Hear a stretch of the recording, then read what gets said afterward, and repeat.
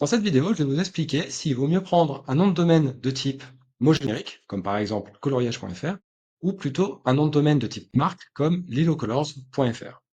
Alors j'ai pris cet exemple-là parce que je me suis retrouvé face à ce dilemme en novembre 2023 lorsque j'ai voulu lancer un nouveau site web qui était un site de téléchargement de coloriage gratuit. Et du coup, forcément, très vite, la question dans ce genre de projet arrive, quel nom de domaine est-ce que je vais choisir? Alors c'est vraiment important le nom de domaine, hein. C'est une décision qui va être stratégique et qui va avoir des conséquences durables sur votre site web. Ça va impacter l'identité du site, ça va également impacter le marketing, parce que forcément, vous n'allez pas pouvoir communiquer de la même façon en fonction du nom de domaine choisi. Ça va aussi jouer sur la capacité à être mémorisé, à être prononcé, donc ça c'est important pour que les gens l'intègrent. Le nom de domaine peut également donner un gros bonus de SEO. Donc ça, c'est pas non plus négligeable. Le nom de domaine va aussi déterminer la crédibilité qu'on va donner à votre site. Par exemple, on a tendance à faire plus confiance à un nom de domaine qui est en .fr plutôt qu'en .biz. Donc comme je vous le disais, hein, ces conséquences-là, elles sont durables et elles sont quasiment irréversibles. C'est-à-dire que si vous voulez changer plus tard de nom de domaine, ça va vous demander un effort assez conséquent. Il y a deux types de noms de domaine, les mots-clés génériques, donc par exemple coloriage.fr, beaumariage.fr, seopremium.fr, et les noms de marque, comme par exemple lilocolors.fr, budos.net et françoispreca.com. Lequel est-ce qu'il vaut mieux prendre pour votre projet? Quand j'ai lancé mon site de coloriage, j'ai eu une occasion unique, presque un signe du destin. À ce moment-là, il y avait coloriage.fr qui était disponible et qui était en vente aux enchères pour seulement quelques centaines d'euros. Donc c'est mon ami David Chelly, qui est spécialiste en nom de domaine, qui m'a passé l'info, parce que je lui avais dit que je projetais de créer un site de coloriage. Et du coup, il m'a passé l'info. Alors c'est super sympa parce que lui il voulait le prendre pour lui, mais il m'a dit si tu veux le prendre, je te laisse la priorité. C'était vraiment une chance. Alors, il faut dire que coloriage.fr a tout pour plaire. D'abord, ça va être un énorme bonus SEO, c'est-à-dire que pour obtenir de la visibilité sur Google avec le mot coloriage, c'est vraiment l'idéal. Mais pas seulement sur le mot-clé principal, mais également sur tous les mots-clés annexes, comme par exemple coloriage licorne, coloriage animaux, coloriage Noël, etc. Tout ça, le nom de domaine donnerait un boost SEO sur ces mots-clés-là.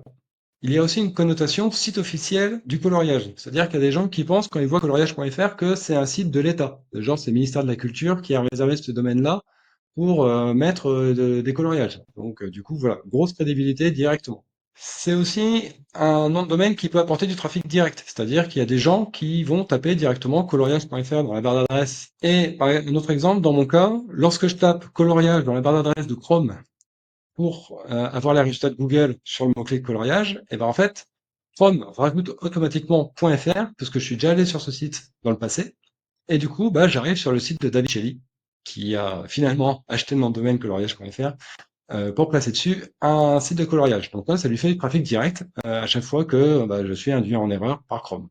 Alors coloriage.fr, c'est également un domaine qu'on dit premium, c'est-à-dire que vu que c'est un mot-clé, il y aura toujours des gens qui seront intéressés pour l'acheter.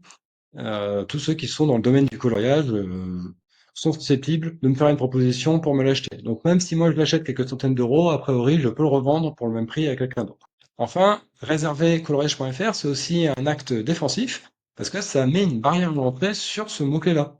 Si c'est moi qui ai coloriage.fr, un concurrent ne peut pas le prendre pour bénéficier du bonus SEO, du bonus de crédibilité, du trafic direct, et etc. Pourtant, je n'ai pas réservé coloriage.fr.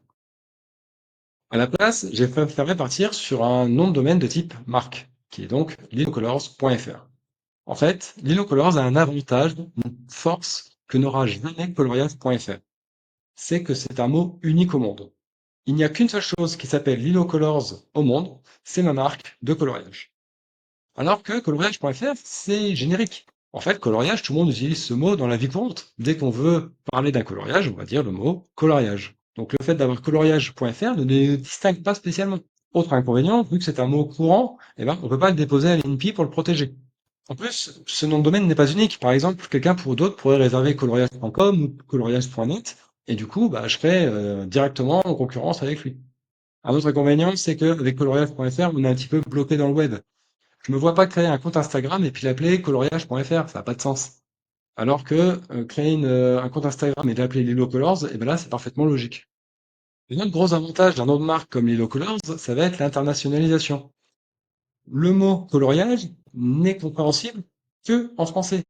Si vous demandez à un anglais ou à un espagnol de lire ce mot, ils vont même pas savoir comment le prononcer. Alors que Lilo Colors a été choisi parce que on peut le prononcer facilement en français, en anglais, en espagnol, en allemand et en portugais. Ce qui signifie qu'avec cette marque, on peut communiquer facilement quasiment dans le monde entier. Un gros avantage aussi des marques, c'est qu'elles ont une puissance qui va s'accumuler au fil du temps. Un exemple révélateur, ça a été la pénalité que s'est pris le site lilocolors.es le 20 décembre 2024.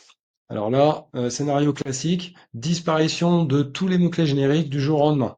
Donc tout ce qui était des mots-clés comme coloriage Noël, coloriage licorne, etc. Et ben, hop, terminé, plus de visibilité.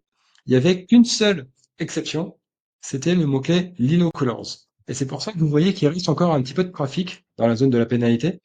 Parce qu'en fait, à ce moment-là, tous les jours, il y a entre 30 et 50 personnes qui vont taper tous les jours Lilo Colors sur Google pour trouver des coloriages, mais pas n'importe lesquels, des coloriages Lilo Colors.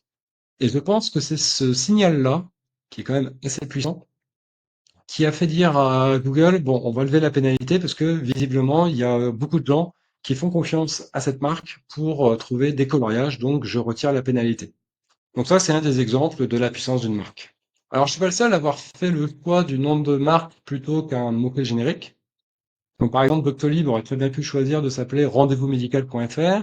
Blablacar aurait pu choisir d'être covoiturage.fr. Et d'ailleurs, c'est le cas. À l'origine, Blablacar s'appelait covoiturage.fr, mais en fait, ils se sont retrouvés bloqués lorsqu'ils ont voulu partir à l'international, parce que covoiturage.fr est absolument illisible par à peu près toutes les autres langues du monde. Et de même, Le Bon Coin aurait pu choisir de s'appeler petitesannonces.fr, mais non, ils ont choisi un mot qui soit plus lisible. Alors par contre, Le Bon Coin, c'est un mot qui est lisible uniquement en français. Pour leur internationalisation, ce qu'ils ont fait, c'est qu'ils ont créé différentes marques en fonction des différentes langues. À titre personnel, moi, je préfère une marque similaire dans tous les pays. Ce que vous devez retenir de cette vidéo, c'est que un nom de domaine peut avoir deux grands types. Soit il est basé sur un mot courant, générique, soit il est basé sur un nom de marque. Vous devez choisir un mot générique si vous ciblez un mot-clé en particulier, parce que ça va vous donner un gros boost SEO. Par contre, on va plutôt réserver ça à des sites web court-termistes, donc avec des projets qui auront moins de 5 ans. Alors, typiquement, moi, 99% de mes sites sont basés sur des mots-clés. Et si vous avez un projet à plus long terme, alors dans ce cas-là, il vaut mieux partir sur un nom de domaine qui sera un nom de marque, parce que vous allez donner une identité très forte à votre site, et vous allez pouvoir partir à l'international. Donc ce qui est vraiment important à comprendre, c'est que l'un et l'autre ne sont ni bons ni mauvais. En fait, ce qu'il faut, par contre, c'est choisir un nom de domaine qui soit aligné avec votre vision du projet, et notamment en termes de durée. Donc, projet à court terme, plutôt un nom de domaine avec un mot-clé. Projet à long terme, plutôt un nom de marque. Donc voilà, c'est la fin de cette vidéo. J'espère qu'elle vous aura plu. Alors, je vous rappelle que je vais présenter une conférence au SEO Garden Party le 20 juin. J'expliquerai comment j'ai réussi à faire monter un site de 0 à 340 000 clics par mois en seulement un an. En plus de ma conférence, je vais également publier des articles et des vidéos en lien avec ce projet et je vais les envoyer en newsletter. Donc, inscrivez-vous à ma newsletter pour ne pas les rater. Pour retrouver facilement ma newsletter, vous pouvez soit cliquer sur le lien en description ou alors taper newsletter France Outreca sur Google, vous me trouverez directement. Si vous avez des questions, n'hésitez pas à les mettre en commentaire ou alors à me les envoyer directement. Je vous répondrai rapidement. Et je vous dis à la prochaine pour une nouvelle vidéo. Allez, salut, à plus.